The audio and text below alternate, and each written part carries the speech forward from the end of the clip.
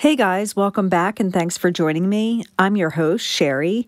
Do you guys remember those talk shows from the 90s that were popular? Jerry Springer, Ricky Lake, Maury Povich. Well, there was one that was super popular and everyone loved it, and it was the Jenny Jones Show. Jenny's shows were sometimes really goofy and sometimes serious. The show ran for 12 seasons. It was on the air from 1991 until 2003. I remember being a teen and watching it during snow days. It was literally like junk food for your mind. It started out kind of like Oprah, where it was serious topics. After 2 seasons, they realized it would be way more beneficial if they made their show more outlandish. The ratings would then skyrocket, and it worked. Some episodes were out-of-control teens getting sent off to boot camp. Some were paternity tests, feuding neighbors, cheating spouses. It wasn't quite as outlandish as the Jerry Springer Show, but it was definitely out there. Sometimes they did episodes where a person would reveal their secret crush. In a very short nutshell, a person would see an ad about the Secret Crush show, contact the Jenny Jones Show, and say, "I want to reveal my crush." The show would then contact the secret crush and say some line like, "Someone has a crush on you, will you be on our show?" And that person will reveal it. The show pays for both parties to fly out to Chicago, Illinois, where it's filmed. The other person doesn't know who has a crush on them since it's kept under wraps pretty well. Some of these episodes have ended great with the secret crush being revealed and the other party feeling elated and saying they have a crush on them as well. Sometimes they ended with, "Well, that's very nice, but I'm really not interested. Let's just be friends instead." It was all kind of a gamble. One episode happened in 1995, and the other party was extremely humiliated and drove him to murder. This is the case of Scott Amedure and Johnathon Schmitz. Scott Amedure was born on January 26, 1963. At the time this story takes place in 1995, he was 32 years old. Scott lived in Michigan. I don't know much about Scott's background, not even what he did for a living. I just know he was a happy gay man. This was the 90s, and homosexuality was at the very beginning of being socially accepted. It seems like most people knew someone who was gay or knew someone who was gay. Nowadays, it's more open and less discrimination. We still have a long ways to go, though.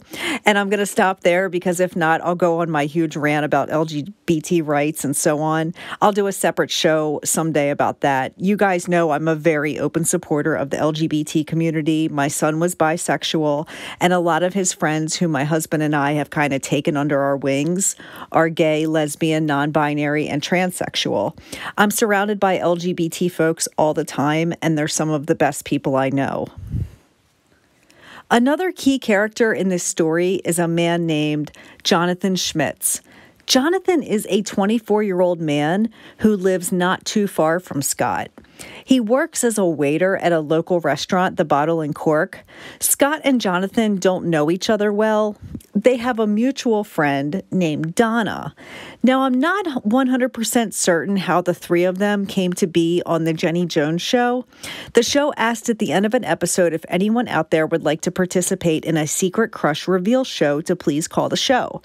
I don't know if Scott saw it and was like, "Here's my chance to let Johnathon know I like him," or if Donna saw it and told Scott, "You should go on the show and reveal your secret crush in front of an audience." According to Scott's neighbor, Scott was big into talk shows. He watched all of them except Oprah because he said it was too mild for him. She said he really liked the shows that revealed the intimate details of people's private lives. He would call me up and say, "You won't believe what they're talking about today." Scott and Donna are going to fly to Chicago for the taping of the show. Now, Johnathon gets contacted by the Jenny Jones Show, and the producers tell him, "Look, someone you know who wants to remain anonymous has a crush on you. They would like to reveal it on our show. Would you like to be a part of it?" Johnathon has no idea who his secret admirer is, so he says he's going to go on the show out of curiosity. The producers also implied that his admirer was a beautiful woman. They didn't come out and say it like that, but they implied it. So Johnathon is excited and can't wait to find out who his secret admirer is. Johnathon has no criminal history. He does have a mental illness history, but he's able to work and get along in society just fine every day. It wasn't debilitating. Johnathon goes out and buys hundreds of dollars in new clothes to wear to the show. He gets a nice haircut. He's getting nervous because he doesn't know who it could be. He said he had an inkling that it could maybe be Donna as the secret admirer, and Donna, remember, is the mutual friend. So he went to Donna and asked her if she had any plans in the next few days. She said no. He then flies out to Chicago on the day of filming. Now, what the show does is they put Johnathon in a soundproof booth with headphones on. He can't see or hear anything that is happening on the stage. The audience comes in and sits down, and Scott and Donna are sitting on the stage. Jenny Jones comes out, and everyone starts cheering. Now, remember, Donna is the mutual friend, and she's on the stage with Scott, and she's, I guess, just there for, like, support or just maybe to be, like, you know, his backup. Like, yes, he does have a huge crush on him, and he talks about him all the time. Donna wasn't attracted to either one of the men. She was just there as their mutual friend. So Jenny reveals that today's show was going to be same-sex crush reveals. She asks Scott why he's there, and he says he has a crush on his neighbor, Johnathon. Jenny asks Scott, what would you like to do with Johnathon? Scott makes a joke that he wants to be in a hammock with him with strawberries and whipped cream. The audience claps and hoots and hollers.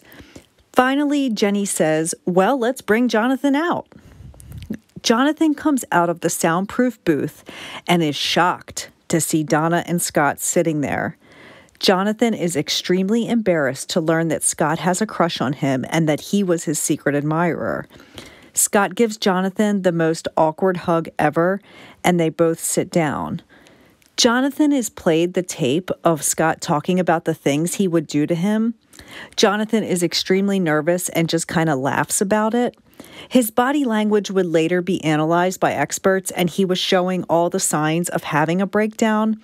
He's laughing, but he puts his head down in his hands to cover his face. But to the average viewer, he just looks a little embarrassed and is nervously laughing about all of this.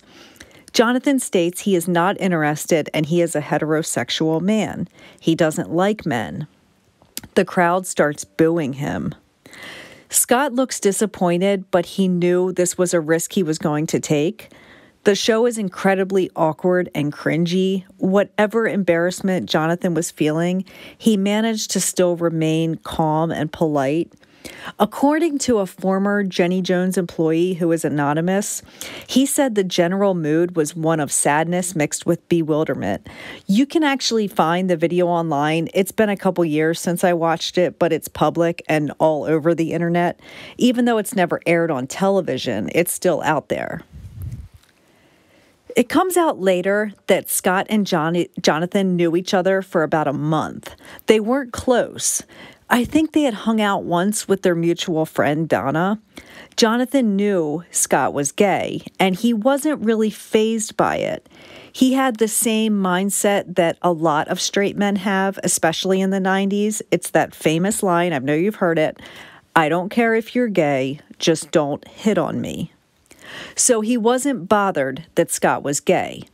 But he never thought in a million years that Scott was his secret admirer, and he was going to bring him on a national television program and reveal in front of an audience that he had a secret crush on him.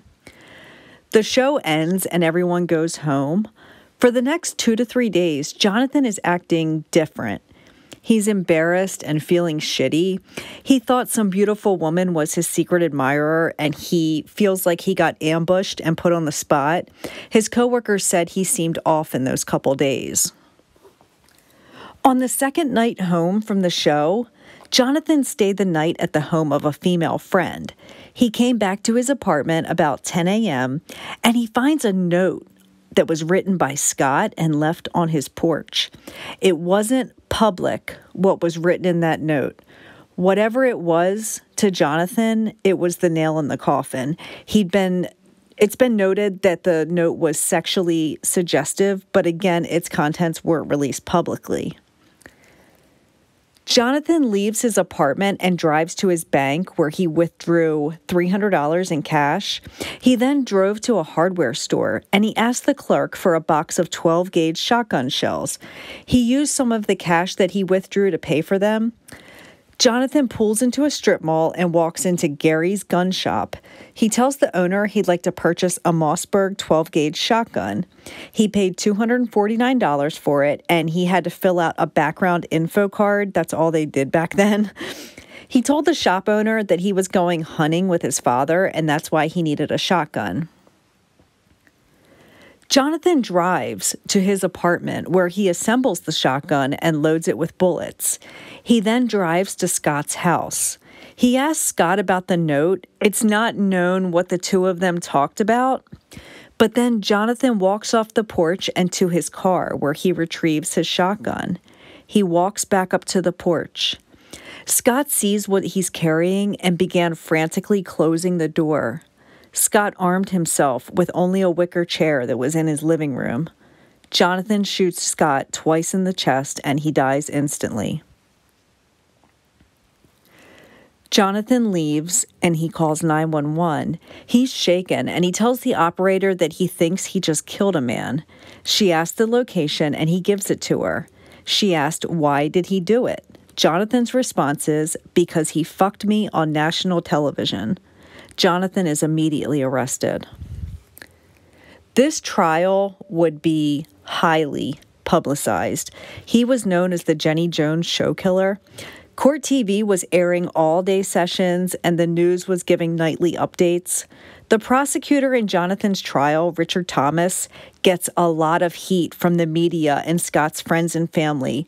I don't know if the guy was homophobic or what, but he seemed to sympathize with Johnathon's actions, which is completely the opposite of what a prosecutor is supposed to do.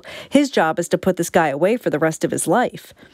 After the tape of the Jenny Jones show aired in court, Richard says, what you are seeing on the tape is a 24-year-old man facing the studio audience and the camera with what I consider to be an ambush. He is visibly upset. People are laughing. This seems to be a defense attorney's argument, but it's coming from the prosecutor, which is completely the wrong thing to say. I'm no lawyer, but what the fuck? This outrages the gay community who knew that Scott was murdered because he was gay. Johnathon's attorney is Fred Gibson. Fred isn't a criminal attorney. He's more of a tax fraud and business type attorney, but he agreed to represent Johnathon. Fred states that Johnathon was told when he arrived at the show that his secret crush was a woman, and the producers say they told him it could be a man or a woman. They adamantly deny that they told him it was solely a woman.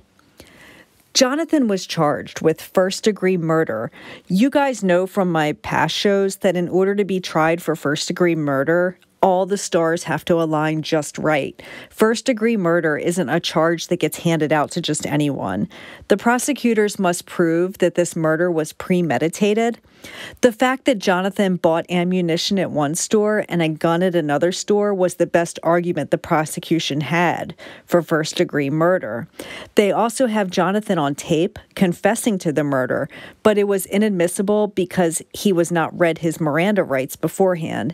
The defendant not being read their Miranda rights has really affected a lot of cases. You can have someone claiming they killed someone to a police officer on tape, but it can get thrown out if that police officer doesn't read them their Miranda rights, which is exactly what happened. The defense claimed that it was whatever that was in that note found on the porch that set these events in motion. They also stated that Johnathon had a thyroid disorder that can cause irrational behavior. The note caused him to snap. Johnathon was found guilty of second-degree murder in 1996, and he was sentenced to 25 to 50 years. His conviction was overturned with an appeal. He was retried, and the same sentence was reinstated. In 1999, this is 4 years after Scott's murder, his family sued The Jenny Jones Show and its parent company, Warner Brothers, for their ambush tactics and negligence. A jury found the show to be irresponsible and negligent, and their lack of transparency to Johnathon that his secret admirer could be a man created this whole situation. The family is awarded $25 million, but Warner Brothers appealed, which was expected, and the judgment was overturned. The family would not receive the $25 million. They walk away with no money. In August of 2017, 22 years after the murder, Johnathon is freed from prison due to good behavior. He just celebrated his 50th birthday. Johnathon keeps a low profile and stays to himself. I'm disgusted by the way that this man is able to go on and live a normal life, and Scott has been dead for years. This was a major blow to the LGBT community. A lot of people, not me, think, what he did was wrong, but he was tried and he was found guilty and he did complete his sentence that was imposed by a judge. It's time to move on. The Jenny Jones Show went off the air in 2003, and Jenny spends her time as a woman's health advocate. She is 74 years old now and doesn't have much to do with Hollywood these days. I'm so sorry to Scott's family. They lost their son. His killer was only put away for 22 years, and they received no financial compensation. If you attend Pride or other LGBT events like myself, you will see Scott's photo on some of the posters and signs. It will never bring Scott back, but we will always remember his life, his smile, his humor. Scott's brother said that if Scott were alive today, he'd probably be working at a tech company, as technology was his passion. Scott would be 57 years old today. Who knows where he'd be in life? I want to think he would be happy at how far we've come as a society, and so many more people are free to be open about their sexuality. That's it for today. Rest in peace, Scott. Take care, and much love to you all.